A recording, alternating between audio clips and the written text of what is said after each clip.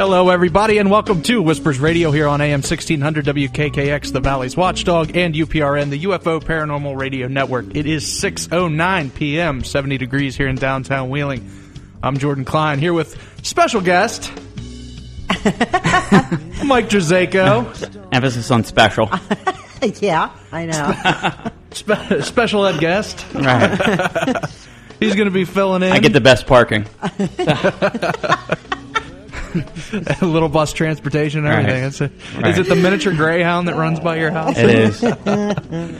I am not getting in this at all. Mike might be hanging out with us for a while now. He might be an addition to the show. He's feeling it out. I'm going to see if he likes us. Well, I just love whispering, so that's why I showed up. Yeah, he has no clue about Right. what's really bad. He just wants to whisper. So we just sit around and whisper for an hour, right? Hi, Mike. How are you? Hey, what's up? Wait. Yeah, I can't even talk now. See, you got me so... I flustered you. Yes, between you walking in and I was saving my reaction to Jordan hairless face. I was clean wondering why face. you never said anything. I've been sitting with you for like an hour, and you never even mentioned You the actually fact. have lips, which amazes me. I didn't know they were there. Yeah, I was going to say, you look a little different. Yeah, he does a little. I shaved my manhood off. Oh, really? That's Wow. That took an awful lot of effort. Was that a second? He nared. That's Wow. what it is. When I shaved off, I told my brother, I was like, well, I guess I'm just like every other woman and child in America now. Right. That's I've had a beard since I hit puberty, so it was. And you did this for a job? Yeah. Tell your boss nobody likes you like that. Right. I told We're him insisting you grow it back. I told him that I had some weird like skin disorder. Like no lie, I sat in his office and I told him I had a weird skin disease that I couldn't shave, and he pulled out like his because it's for McKean Security, and I pulled out or he pulled out like the handbook, and it says if you have a weird skin disease. It says if you have a weird skin disease? Well, yeah, it said weird on there. But if you have a skin disease that you can't shave or whatever, then you can't work there. I was like... Well, I've seen McKean people with mustaches. Well, yeah, but I can't pull off just the mustache. Oh, yeah, you could. Yeah. You could. Anything is better than what it is. Really? Yeah. I look that bad? No, you don't look Oh, bad. geez. You look, too young. Yeah, you look like a little kid. Yeah. Yeah, you do. Man. And you're not old enough yet to start worrying about looking like a little kid. Wow. Yeah. I had somebody tell me on Facebook that I looked like a toe. A toe? I was like, wow. S-T-O-E? Yeah. I was like, it's No kind of D rough. on it? Okay. Nice. Why, you think I look like a toad? I'm just... Wow. I love you, warts and all. I don't have warts. Yeah. I read that on the bathroom wall. Oh, I know. About that. We're going to get back to Wiener again. Yeah, so Wiener showed his wiener. No, can we say that?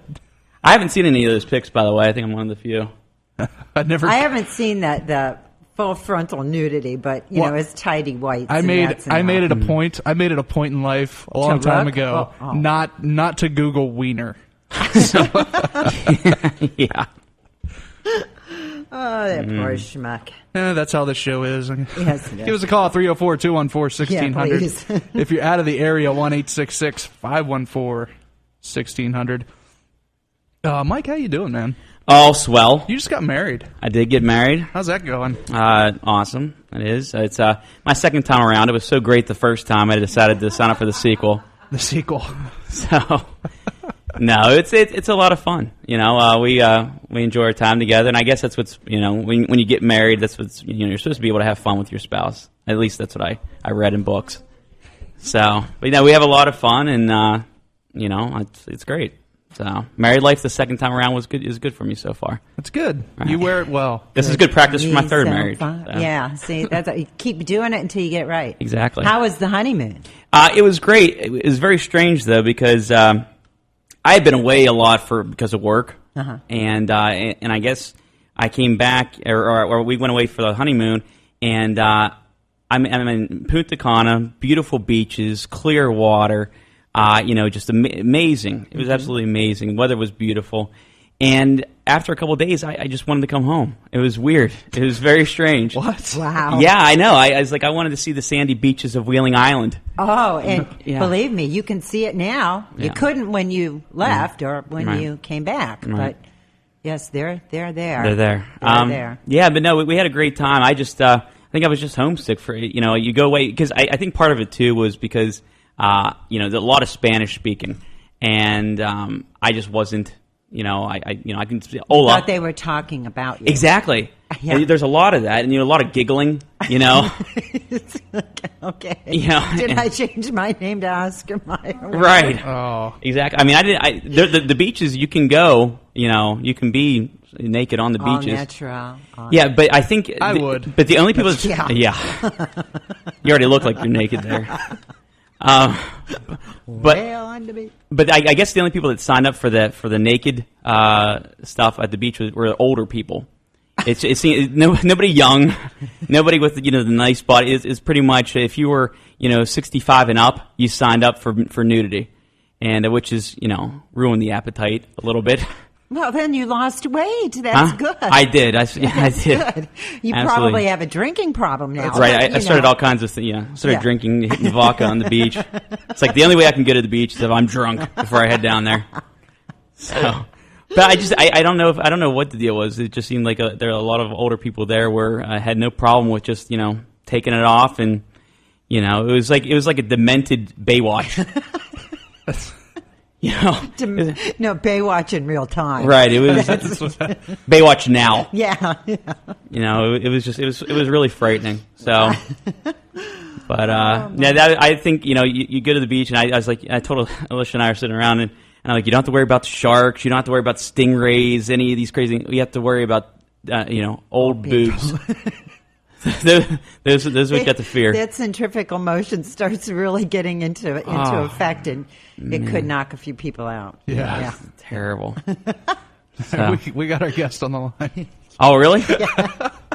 So, if maybe he could have hung up. He may have backed up. Our guest tonight, Mr. Michael Clarkson, he is a nonfiction author. He is a professional speaker. He spent 37 years as a print journalist, winning numerous awards for his investigative pieces.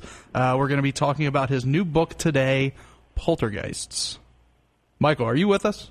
Yeah, after that last conversation, I was ready to hang up. I apologize. That's okay. Well, we did say he was a special guest. Right. Okay. All right, now, Poltergeist.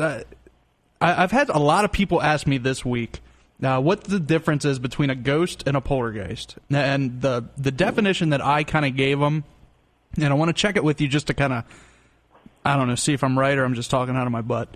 I said, a ghost is like, you got, you hear footsteps, rocking chairs kind of rocking and, stuff like that. In a poltergeist haunting, it's more like all the windows bust out at your house at the same time and the TV flash across the room. That's the Reader's Digest version. I would say, though, it's a poltergeist I define as a haunted person rather than a haunted building. In other words, the 75 cases I reviewed, there were about 5% of them so-called ghosts, as you described, but most of them in the main revolved around the young people and an unusual, almost unknown, I guess, source of energy which comes from the young person. Very complex, almost like what I would describe a perfect psychic storm. But generally looking at it that way, I think poltergeists tend to be haunted people rather than haunted buildings. Now, when you say haunted piece, do you mean like, I don't want to say possessed, but like tormented people, or? Not possessed by the literal definition, I guess, but I guess you could use the word tormented, but I wouldn't. I think most of them seem to be troubled children, but there's many common denominators. Maybe we can start from there.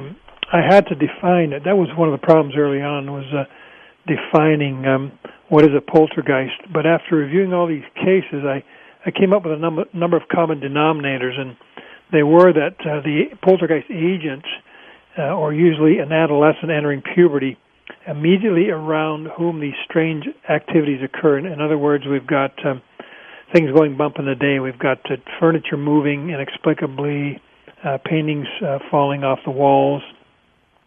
And it usually revolves around the young person. He or she is usually quite intelligent. Now, let me interrupt you right there. I always heard that poltergeist activity was always centered around a female, like a female hitting puberty. There are more females in my research than males, but it's not exclusive. Yeah, the puberty angle is also not exclusive. There are a number of cases involving puberty, but not always. If I could just finish this part sorry, here. go ahead. Yeah, it's okay. Some sort of repression is number 2, or frustration of the poltergeist agent by others in a home. And there's usually a high level of stress in the household prior to the start of the poltergeist activity and continuing throughout the case. Now, most of these cases I reviewed have a short lifespan, maybe 1 week to several months. And as I said earlier, another component is dramatic events such as unexplained knocking, movements of objects and furniture, electrical malfunctions. And finally, there's almost always a mischievous intent on the part of the poltergeist agent rather than a downright malevolent intent, although I found about a dozen people have been injured by this poltergeist activity, but none of them seriously in the cases of this book. Now, that's only the beginning. This really, I think, is Jordan, right? Yes. Yes, Jordan. It's really a mystery wrapped up in an enigma. In fact, I think that's one of the reasons these poltergeist cases seem to be so rare. Some of the other components is that when we're dealing with young people here, they seem to have an unusual brain. In fact, William Roll, who was the foremost investigator of poltergeists, he found that a high percentage of them seem to have epilepsy or schizophrenia. Really? Yes, and there was one parapsychologist by the name of Andrew Green in London. He said some of these agents suffer from what he called the front temporal lobe epilepsy. That's a brain disorder in which people can suffer blackouts lasting from a minute to half an hour, and during these blackouts, an unknown power of the mind may be released, which can cause objects to move. Now, that's fine and dandy, but how do they do it? Where do they get the energy? I think that they subconsciously tap into nearby sources of energy in the house, whether it's electricity, geomagnetic storms, magnetic fields, or energy from the mind-body. I think, Jordan, sometimes we forget that there's electricity in the base of the human heart and electrical signals moving along your nerve cells. You know, when you walk across the carpet, your body picks them up and you touch the doorknob and then zap. But just to finish off this train of thought, you did bring up the word puberty, and there seems to be a puberty angle in a lot of these cases. Popular theory about the agents is that they are youth just entering, not only girls but boys, entering puberty or going through puberty, which somehow triggers an unknown energy force and perhaps transformations in brain chemistry. In other words, this puberty could be another one of these energy sources which they are tapping into. And of course, sex can be mysterious in some quarters and can be a powerful force. And many super achievers in society actually say they redirect their sexual energy into creative production. Now, in this case, the poltergeist, it's very hard to prove this. In fact, it's hard to prove any of what I've just said in the first 5 minutes of the show because these cases are so rare. And then when we do have a so-called legitimate poltergeist case, the family often feels guilty, and they don't let investigators in or police in or neutral observers in, if at all. And sometimes when they do, it's often too late because, as I said earlier, these poltergeist cases, they tend to dissipate after a week or up to a month. So now why do you say they're guilty? Why do they feel guilty? Because of the component I mentioned earlier about the stress in the household, perhaps a troubled child. You mentioned tormented child. These are things families think about when they have these crazy things going on. They can't explain. The furniture's moving. The child always seems to be in the room. The family seems to think often that it's got to do with them. In other words, the children are reacting to them. And in some cases, they're right. In some cases, I think the child feels he or she has no other way to express himself or herself rather than making these crazy things occur. Now, they don't know how they're doing it because it's so rare. I think it's subconscious they're doing it, but sometimes it is directed at the family, and I think the family picks up on this. So the family feels part of the problem. either that or they don't want the family's dirty laundry aired in the media. And, of course, you mentioned poltergeist case, like we're talking about today on your show and my book. It's a sexy subject, so the media usually gets involved. So I can see why families don't allow investigators in many of these cases. Okay. Now, I want to say, what kind of activity goes on in a poltergeist haunting? What classifies it as poltergeist instead of just a regular haunting or a demonic haunting? Sure. Well, I mentioned earlier about the unexplained knocking, electrical malfunctions, movements of objects and furniture. Also, occasionally reported levitation of objects, electrical appliances working without power, and stones falling apparently from nowhere. Even more rare, but sometimes reported in poltergeist cases, are strange voices coming from the agent, apparitions, strange odors, cold spots, and water formings. But in the main, it's usually the difference is, they say, the haunting, I guess, I'm not an expert in ghosts. In fact, I'm not an expert in poltergeist, but I've done a lot of research. In the main, I think that the difference is that hauntings seem to be about spirits or possession, but poltergeists seem to revolve around living people. Now, you say that they're rare. Like, how rare are they? Like, is it something that happens like once in a lifetime type of deal, or is it, something like I don't want to say like in like culture. I mean, like for a person, is this something that happens like once, and you said it lasts for a week, and then it's gone, or is it something that might come back every couple years? Or yeah. Well, first of all, it is very rare. These poltergeist cases have been reported throughout the world and in all different cultures, independent of one another, and yet they seem to all have the same dynamic. So I guess that's one piece of evidence, I guess you could say, that unless there's a lot of collusion, this must be going on because it's been reported throughout history. But again, very rare. Only 12% of, and when poltergeist cases are reported, only 12% of them are investigated. So we can see, on the one hand, they're very rare. Now, they don't last very long traditionally, and usually they don't come back. When whatever is going on in the house, if the stress is somehow addressed, often in the family, often it will dissipate and disappear from the child, and it won't come back. However, there are cases where it switches names. In other words, poltergeist energy is different than psychokinetic energy. There's a link. They're probably first cousins, but poltergeist energy seems to be spontaneous. In fact, there's a name for it, recurrent spontaneous psychokinesis. The short form is RSPK, and that was coined by the parapsychologist William Roll. That generally does not last very long. However, in some cases, some of these agents go on to use PK, or psychokinesis, which seems to be more controlled mind over matter when they get older. I have a number of cases in my book, but again, that is fairly rare, and I think for scientific purposes we should try to separate these two things, because the PK seems to be a more controlled using mind over matter. Now, psychokinesis, that's like Firestarter, right? Yes, it could be. Stephen King. That's a rare form, however, I think, of PK. More common forms of PK or psychokinesis would be someone actually just moving a coin, moving a pair of glasses with a mind.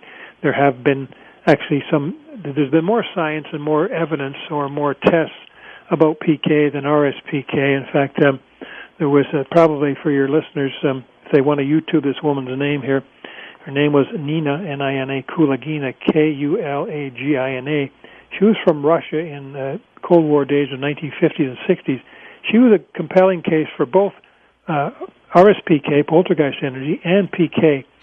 Initially, she had poltergeist activity in her apartment, and Soviet scientists picked up on this. And then for 3 decades after that, including 2 Nobel laureates, the scientists tested this Nina, often in closely controlled conditions in the lab, and they claimed she went on to move things with her mind by tightly focusing on them.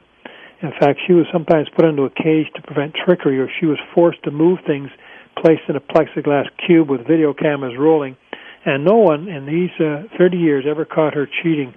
So she's probably the best example of PK. But you're right, there are some cases of so-called fire starting, which seems to be mind over matter, but that may be more of a subconscious thing where the agent does not know they're creating it. They just know that they're angry, perhaps, and they need to have something happen. So, poof, the newspaper starts on fire.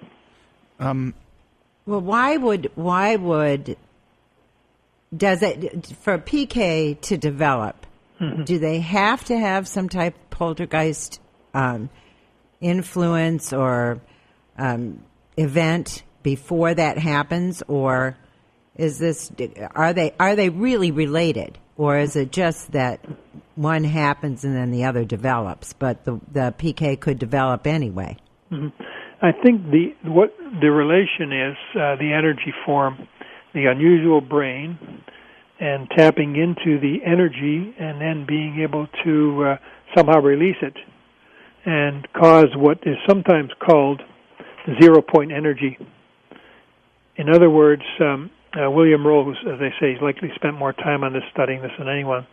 He says that some people unconsciously have this mysterious force, whether it's poltergeist energy or PK, and it temporarily makes gravity suspended so that these things can move around. I think that is some sort of a gift, whether you want to call it a gift or an energy, a creative energy. We're not sure where it comes from, except perhaps these unusual brains. And in some people, it goes away when they're youth. Maybe it's the puberty angle as part of the perfect storm, which makes it go away when the puberty subsides. But with other people, in fact, I've got a good case in my book. I have to use her. You have to use a pseudonym, Sarah, because there is a stigma attached to poltergeist in mainstream science and mainstream media. Also, there's a lot of supernatural things attached with a stigma. But I use this woman's name, Sarah, and she had poltergeist activity. In fact, she's a very unusual case because she's in her mid-40s now, and she still has both the poltergeist energy and seemingly the PK, the ability to move things with her mind. That's a highly unusual case, and if we could study people like this more closely, I think I could probably come up with some better answers. But in Sarah's case, another interesting level of this case, she herself is studying to be a scientist, and she wants her experiences perhaps to help other people who may feel they have some of these creative gifts. But Sarah had an automobile accident, which I think changed her brain in 1993. After that, she started seeing white lights. She started having these poltergeist experiences where someone would get her upset and things would start moving around. Things as large as household appliances, including a washer and a dryer. Whenever her husband got her upset, these things would move. She did not like this. She thought this was a very negative energy. So what she's tried to do in the last few years is to try to transfer this into what she calls a more proactive or positive energy, PK. And she has created a little pinwheel. It's just a very simple wheel on top of a pencil, a little paper wheel, and she focuses tightly on this pinwheel and tries to make it move with her mind, and she claims she has done it. Now, she did this for me on Skype, on computer, and I was an investigative reporter. I'm fairly skeptical, and I can't prove she didn't have something hooked up to it, a wire, but for 20 minutes, she looked at this wheel, and it went around and around. At some time, most of the time, I think it was clockwise most of the time, but sometimes it came back to counterclockwise, and I was quite impressed by it. So she's not sure if the average everyday person can do it, and I'm not sure, although there are some conflicting reports. Some people believe that you can develop this. I'm not sure if everyone has it. I'm not sure if everyone has all these components I mentioned earlier coming together. That would be an awesome thing to be able to do. Yes. Yeah. Well, I can read you a little bit here about someone who believes it's possible. Okay. His name was Michael Crichton. He actually was a fiction author, more known as a fiction author, but he was a medical doctor, and in his book, 1988 book called Travels, he said he had a successful experience with PK at a spoon bending party. Now, spoon bending we know from Uri Geller. Yes, yeah. Of course. Some of Crichton's observations about bending at this spoon bending party I bent a spoon, he said, and I knew it wasn't a trick. I looked around the room and saw little children, 8 or 9 years old, bending large metal bars. Spoon bending, he said, obviously must have some ordinary explanation, since 100 people from all walks of life were doing it at this party. And yet it was hard to feel any sort of mystery. You just rub the spoon for a while, and pretty soon it gets soft and it bends, and that's that. The only thing I noticed is that spoon bending seemed to require a focused in-attention, not attention, in-attention. You had to try to get it to bend, and then you had to forget about it. Maybe talk to someone else while you rub the spoon, or look around the room. Change your attention, and then when it was likely to bend. And to Crichton it said, this seems to confirm the idea that so-called psychic or paranormal phenomena are misnamed. There's nothing abnormal about them. On the contrary, he said, they're utterly normal. We've just forgotten we can do them. The minute we do them, we recognize them for what they are and think, so what? So that's another person's perspective. He thought that we all have this perhaps latent ability to move things with our mind. I'm not so sure about that. In my own life, I've not had a paranormal experience per se, but I do know that we don't tap into much of our brain. We don't tap into a lot of creative abilities we have, and I think, and my own theory is, it's tied in a lot to fear and our fight or flight system. A lot of these things I've already mentioned tie into fight or flight. In fact, the stress in the household, the anger, the psychic abilities. Sometimes anger and high stress can actually trigger these things, but it's obviously just one component. See, I think I have to go with Crichton's view on this kind of stuff. I think that everybody has the capability. We simply, because of cultural background and genetic memory loss, that we've simply forgotten how to use large portions of our brain, and that the ability is there. It's just, finding a way to more or less get in touch with it. Yes, I tend to agree with that. Another component in all of that is it's just looked down upon. I mentioned earlier about the stigma attached. I mean, this lady, Sarah, she's studying to be a scientist. Well, she doesn't want to use her name because people are going to ridicule her. She'll never become a scientist. In fact, she went to a place called Laurentian University in Canada to be tested by a neuroscientist, and it didn't work. I mean, it didn't work for Uri Geller on the Tonight Show. He felt like he was under pressure when he's trying to bend a spoon. When Sarah went to Laurentian, it sort of worked, but she didn't make the pinwheel move in front of the neuroscientist.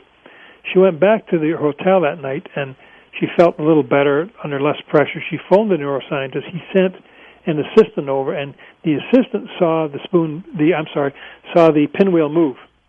So that's good. I said, Sarah, can you please give me this young man's name? No, she couldn't do that. Personer wouldn't do it, because he said, as soon as I give you this assistant's name and you use it in your book, he's going to be blackballed from science, from ever getting a job in science. So this speaks to the fact that these types of, what do you want to call them, gifts or abilities, they're looked down upon by mainstream science, they're looked down upon by mainstream media, and often by the mainstream public. So it's no secret that a lot of us don't want to develop them. We feel that, we're going to be ridiculed. So then we're not in a very good laboratory, are we, for developing these things? But it is. I think I tend to agree that, yes, we do have many abilities, what you want to call them, psychic abilities, fight or flight abilities, which we have not tapped into. And when we do see people tap into them, then we're shocked. And then when we talk to them, when I talk to Sarah, it sounds like it was just a normal thing for her or a natural thing for her. But maybe she's just, she's a different type of person. Maybe to a point she doesn't care what people think. She obviously cares enough that she has to use a pseudonym because she wants to get a job, but she's allowed herself to develop. Maybe she's more open-minded than some of the rest of us. Well, life is hard enough without bringing more scrutiny. And then, let's face it, the minute you would come out with that, the media would, immediately call you a fraud, start looking for ways to debunk you. And then in her case, she goes to try and prove it, can't because the pressure is great. Mm-hmm. And so right away, it's all skepticism and being negative about it. So you can't blame people for not wanting to develop their abilities like that. No, and there's a stigma attached even to someone like me. I knew before I wrote this book, this is the first, if you want to call it paranormal book I've written. I've written 6 other books, but I knew there was going to be problems, or I knew I was going to get ridiculed, but it came right away before I even published the book. Of course, before anybody even read it, probably. Yeah. One of the reviewers started debunking my other books. Said, "How credible can Clarkson be? He's now writing a book on poltergeist." But that's sort of a given. When you get into this area, you know you're going to come up against this, but you make a decision: is it worth it? Do I have something to offer? Can it open some people's minds? Do I have some evidence? I can't prove that poltergeist exists, but I think there's enough suggestive evidence in my book, especially when I use many police officers have witnessed these events, and I use them. And I used to be a police reporter, and when police officers tell me they see these things, I tend to listen to them, because who else besides police officers can go back to the police station and write down in a report that they saw something moved by someone's mind? Now, if anybody's going to be ridiculed, it's going to be the cops. Yeah. So if they write that in their report, then I tend to believe them. Yeah, and they're trained to observe all kinds of things that, we would just kind of overlook, or if we didn't believe it, we would discount it immediately, and it wouldn't even fall into our description of the event. Yes, they are. You're right. They're trained to view the action when there's high stress involved, and they tend to be skeptical on the scene. In other words, if we have a poltergeist agent, I have a number of cases in my book where police are involved. They start to look at this young person and look for trickery. This young person must be, in the skeptical cop's eyes, be doing this with strings or something. But when they say no, when they go back and write on their report that there was some sort of a supernatural event. Well, they never really want to admit to any kind of paranormal thing going on. It's always, they're tricking people. They look for the debunking it. Yes. Yes. Yeah. And yet in my book I've got at least 51 cops around the world in 17 cases since 1952 who say, yep, they saw this poltergeist activity up close. Wow. Mr. Clarkson, we do need to take a break, if you can hang with us. Sure. You're listening to Whispers Radio here on AM 1600 WKKX, the Valley's Watchdog, and UPRN, the UFO Paranormal Radio Network. We will be right back.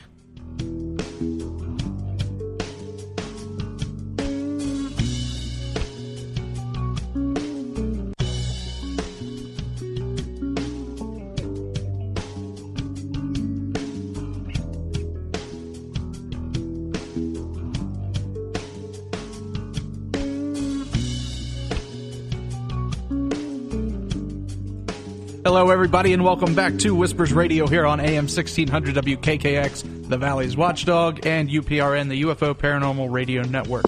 Give us a call, 304-214-1600 if you're out of the area. It's 1-866-514-1600. Our guest tonight is Mr. Michael Clarkson. We are talking about poltergeists. We're actually talking about some psychokinesis, too, which is pretty neat. Yeah. Michael, you still with us? Yep, still here. Now, just to clarify, because my brain's still kind of in the the first 5 minutes of the show trying to collect everything together. When people say, a poltergeist activity, poltergeist this, poltergeist, they're not actually talking about a spirit or a being, correct? Like a ghost would be a spirit, where a poltergeist is just something we call, this energy that's coming from a teenager, I guess. Yes, that's generally correct. It's I prefer to call it a haunted person, because society thinks of ghosts as haunted buildings or possession, but I think poltergeists are haunted people. In other words, the energy is coming from them to create these disturbances. So they pretty much are the haunting. Yes, they are the haunting. Although, as I said earlier, about 5% of the cases in my book, there may be a ghost connection. In other words, in some of these cases, it seems like a spirit may be working through a child to create these things to move. So it's quite indirect. In fact, there's a Virginia psychiatrist, Dr. Ian Stevenson. He believes there's a link between spirits and poltergeist activity, and he sometimes suggests to victimized families that they hold seances to cleanse a home. And there's others who believe that the poltergeist agent is possessed by a spirit or a demon, and they sometimes suggest a type of exorcism to try to bring the person back to himself or herself. So it's not cut in stone, but as I said, the 75 cases I reviewed, it seems like we're dealing with a poltergeist agent. With the seances and stuff like that, what happens? I never recommend anybody do that. personally, because of, the doors it opens up. But if somebody has that much, like, psychic energy that it's, causing such destruction, because poltergeist activity can cause, like, physical, terror, what kind of things happen in a seance, where you're actually bringing spirits into the mix, Yeah, I didn't get too much into that, except William Roll, the parapsychologist, he said he does not know of any case in which a spirit was responsible, but he said we should not close our minds to that possibility, but they always seem to occur around the living person. Now, I don't know much about seances, but I do have a little section in my book about help for the victims. You want me to read a bit of that for you? Sure. Okay, how to get rid of an alleged poltergeist. Most cases of RSPK seem to die a natural death after a few weeks or months, and sometimes it eases with the easing of stress in a household. Sometimes the occurrences end when the agent realizes he or she is the cause. Other times, psychotherapy seems to help. Exorcisms don't seem to work. However, clergy and parapsychologists report some relief to the victims when they counsel a family. If the stress in a family is addressed, according to Alan Murdy, former chairman of England's Ghost Club Society, then paranormal activity will often disappear. Also, some of the youthful agents pull out of their problems and others do not. William Roll said some of them go on to live normal lives. Some have psychological problems to begin with. When the phenomena stops, the problems continue. Unfortunately, William Roll had a high-profile case of a woman in Columbus, Ohio, in 1984 by the name of Tina Reich, and she had alleged poltergeist activity in her home, and she grew up to be a very troubled young woman. In fact, was convicted of killing her young child, and she's in jail now. So there have been some, as you said earlier in the show, perhaps some tormented children. That may be one part of the equation, is that they have something different about their brains. Perhaps it's from trauma, perhaps it's from child abuse, we're not sure. Just to finish out that train of thought, as strange as it sounds, a poltergeist case can be good for relieving tension in an unusual family situation. This is according to a British psychologist by the name of Dr. John Layard. He said that poltergeists are not chance phenomena but have a definite purpose. It is a curative one, having for its object the resolution of a psychological conflict. Often, he said, the poltergeist agent has no other way to relieve the unusual buildup of frustration or tension, whether it is psychological or sexual. And the sexual, of course, refers to the puberty angle. Wow. Well, that kind of makes sense. If there were tension in the household itself, having a common purpose and a common goal might help bring about some good change too. Yes, and just the fact of awareness of what is going on, talking about it. And unfortunately, that's not the case in many of these cases, because I had one boy 10 years after a poltergeist incident came to my house and said he was still not allowed to talk about the case in front of his parents. Really? So, yeah, this brings up the issue of repression and suppression in the household. So sometimes these cases go on, they don't talk about it, they know something's going on, something bad's going on, and then it goes away, and they still don't talk about it. So hopefully for them, the agent gets over this repression and it dissipates. But obviously that's what causes it a lot of times, is the repression, so that it continues and nothing is done about it. And in many of these cases, there may be more poltergeist cases than we are aware of, because we don't get to know about them because the family keeps it under the rug. Oh, I would venture to think that is the case, that for every one that's reported, there's probably 9 others that aren't. There's probably 1,000 that aren't. Yeah, that's true. You get, when you're talking about, just the hormones and stuff that go on, with adolescence and, with puberty and all that kind of stuff, coupled with, especially like in these times, the economic status of the U.S. and, what kind of stresses go on with the family and the new roles that the teenagers have to play now with their family. And, even if there's like sexual abuse going on, that would cause tension. Yeah. That would, I'm sure if anything would cause enough stress to, start blowing windows out of a house. Yes. That would be it.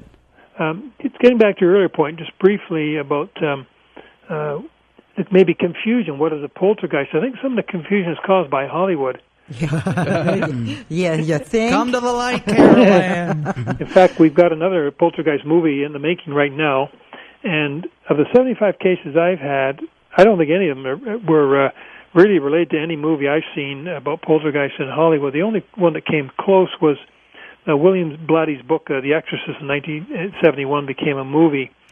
Remember Linda Blair with her head spinning around? Now, Blatty reportedly based The Exorcist on a story he read in the Washington Post in 1949, which described an alleged exorcism of a 13-year-old boy in Maryland who probably or allegedly caused some bizarre noises in the bedroom walls and furniture moving, a typical poltergeist case. But beyond that, the poltergeist movies per se, the famous one from 1982, I see nothing in the way of legitimacy. I think, though, that they serve a purpose for entertainment. I like a good yarn. I like to go. But as far as science goes, no, I don't think that the poltergeists are coming through the TV set. They're back. He was very good, that one, wasn't he? Yes. So instead of like demon possession, you think that like The Exorcist could have been more poltergeist? Well, I think there was some truth, a little bit, a grain of salt truth to that movie. But no, I think, of course, once the producers and the screenwriters get involved, then they got to jazz it up a bit. That's just the way we are as people who go and pay money to see. There's another movie, I guess, just come out, Spielberg movie, Super 8. My son said that's really Super E.T., but I haven't seen it yet myself. But no, they filmed it right upriver from here. Yeah, they filmed it close to us, yeah. Yeah. Oh, did you Mike, see it yet? Mike and I actually got thrown off the set of that movie. Yes, we did. Oh, my God. It was a fun day. They had tons of extras there, and these two get thrown off the set. Oh, wow. If somebody had to do it, We thought they were filming Super 10. So. Yeah, you can do the sequel. Michael, we are out of time, and I want to thank you so much. Yes, thank you for doing this. It opened a lot of doors, I guess. Or I don't want to say opened a lot of doors. My brain, was opened. Well, because I didn't understand really what a poltergeist was. I thought it was a rambunctious spirit that broke things, and I didn't think it was tied to a human being, to a person. So I'm glad we had you on. Okay, I enjoyed it. Thanks. Good questions. Thank you very much. Michael Clarkson, his book is Poltergeist. We will have it linked up to the website as soon as I figure out how. Michael, have a good day. Yes, thank you. Bye. Bye now. So as soon as I figure out how. I'm still learning all this. I really wanted to ask him if he was related to Kelly Clarkson. You would. I know. I just didn't know when to jump in and ask, so I stayed out. So sometimes it's best to keep family Probably. trees out of these. I guess I should. Yeah. So Kelly Clarkson. I heard they really don't speak. They don't speak? No. Not speaking terms. You remember the Sidewalk song that she sang? It was about him. Oh, I see. No. Yes. Oh man, I had something right on the tip of my brain. I totally forgot it. That's we why. got talking about we were talking about Super 8. It's a precarious little thing up there. Right. It's tiny. I got to dig out it with a Q-tip sometimes. I saw a movie this week, right? Actually, last night, The Right. Yeah, it's good. Have you seen that? Mm-hmm. No, I should have watched it. Somebody ordered it at home, therefore we paid for it, but I didn't watch it. And that's got I don't know. He was talking about The Exorcist, and that popped into my mind. I remember last night when I watched it, I was like, I need to mention. Sean and Wes said it was really good. Very good movie. Oh wow, yeah. That good, huh? Yeah, it was really good. Like a lot of the newer, I guess, Exorcist movies that are coming out are kind of like hokey. They had like The Last Exorcism, and, stuff like that. It's just been kind of, but this was really good. Well, Anthony Hopkins. Oh, of course. You can't. He doesn't do anything bad. No. So. No. Lowell, have you seen Super 8 yet? No. No, I really enjoyed it. That's what I was telling Jordan. I said even if it wasn't filmed around here, didn't really have that cool aspect to it, I would have loved it anyways. It was just a really good, E.T., Goonies, classic throwback kind of film.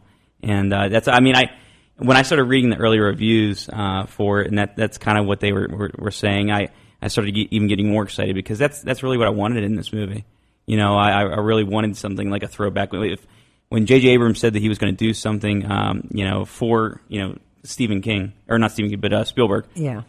That's kind of what I was hoping for, something along these lines. Kyle Chandler, good. Oh, fantastic. I love that guy anyway, and Yeah. I'm so sad this is the last season for Friday Night Lights. Right, that's what I heard. Yeah. No, Oh, you didn't watch it, did you? No, I didn't because they were going to cancel so many different times, and I didn't want to get I didn't want to get I didn't want to start watching it and have it stop. But yeah, no, he's fantastic. Game of Thrones. Are you watching Game of Thrones? I have it DVR'd. I know that they're on demand, but I haven't watched. I have so much to watch right now. You will like it. Right. You will like it. I know what you like. Yeah. So the whole cast of Super 8 did a fantastic job. The kids are extraordinary. Oh yeah, And, those I was watching it with my buddy Ryan, and we were sitting there through the whole time going, "Man, these kids are good." I mean, Right. because what are they supposed to be, like 8th graders or Right. something like that? I mean, they're young kids.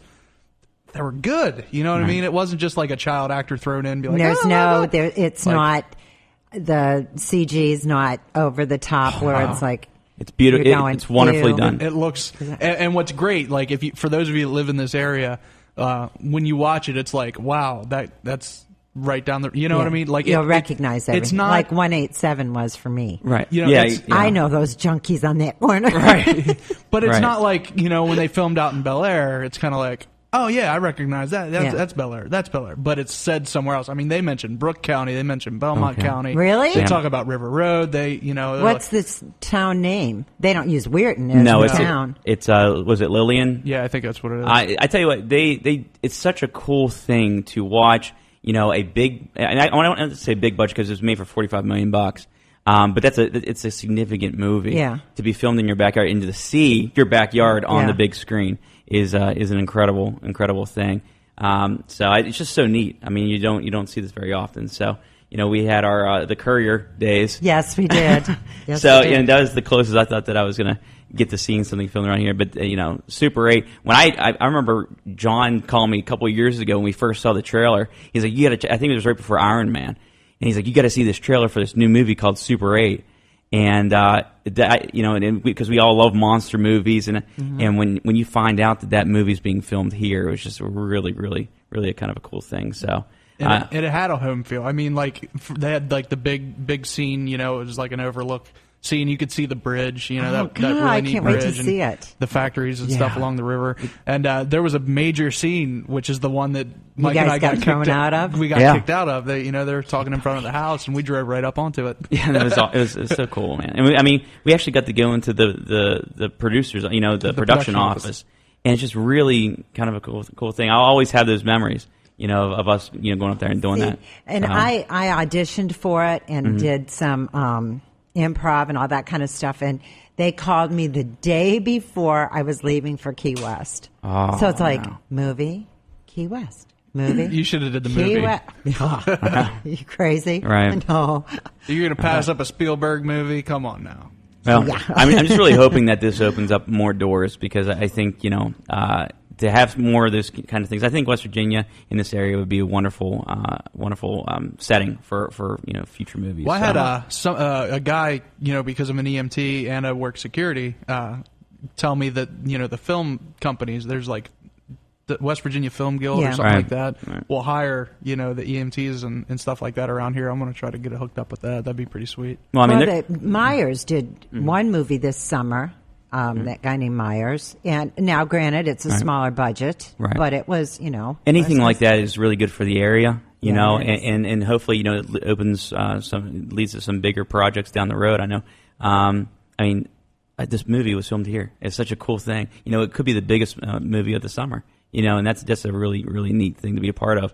I was talking to Jordan about they're filming Batman, part of some of Batman up in Pittsburgh, and auditions for just extras for Right. this past weekend, and Right. there were people lined up for hours, right, and hours. I mean, that's a really neat thing. So it's a great place to live. Well, they do a lot of filming in Pittsburgh, and What- a lot of filming because What- I get those little blurbs all the time. Well, it's for- because of the tax breaks they give. Yeah. And, that's a big part of it. I know they do a lot of filming down at the prison.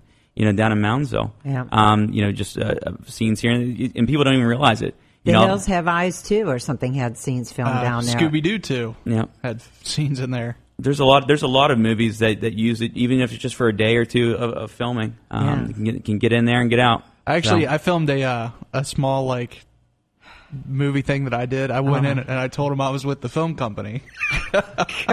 You liar. And I went in with my little camcorder, and me and my buddy had like the whole ran of the place for You the do day. that, but you couldn't film one little ghosty thing while we were there the last time. I know, right? Isn't that, Yeah, isn't that right. In the pooper. The thing is going. Jordan, you got it on tape? What? Huh? What? What happened? You didn't film a ghost? It was something was responding to us once out of 7 hours. We got, and I said, "Now you had the camera going." Oh no! Oh, I forgot to push the button. Are you kidding me? It was pretty sweet though. It was all Real sweet. Yeah, that's sweet. that thing was all over Lola every time she talked. Woo, woo. Really? We were going through the yard. She's like, "Do you think This I'm is- attractive?" No, I did not say that. I don't know what I was cutting up about, but it was six of us. Yeah. We're walking through the yard, and I'm carrying that EMF thing with the lights. Mm-hmm. And all of a sudden I'm going, and do you know who I am? Do you know who I am? And that thing went zing, zing. It's like, oh, I guess they Wow. do. Wow, you're hot stuff there, huh? Yeah. Just what I want, a bunch of dead convicts. Well, Well, that's true. I mean, Sometimes hey. it's better than nothing. exactly. Yeah, I know. Yeah. Well, I think we're a little late. I know. It happens. Yeah. Next week, I'm not sure because We're somebody not doesn't sure. somebody doesn't know how to give phone numbers out. Oh, I see. Yeah, I'm going to be like that. What's happened? What happened? Our guest was supposed to be recorded in like 5 minutes, Uh-huh. and he didn't give me his info. Yeah, Oh. And his okay, so- publicist. Yeah, stopped no answering phone calls. number. Do you need You me know. to act like him? Sure. Sure. Okay. What do I have to know? UFO stuff. We're Oh, talking- I got it covered. All right, let's go. No. All right. Until next week, everybody. Yes. I'm sure Mike might grace us with his presence if If he you're would. lucky. Oh, okay. If you're lucky. All right. Until It's been then, your pleasure. Exactly. don't be afraid. Only believe.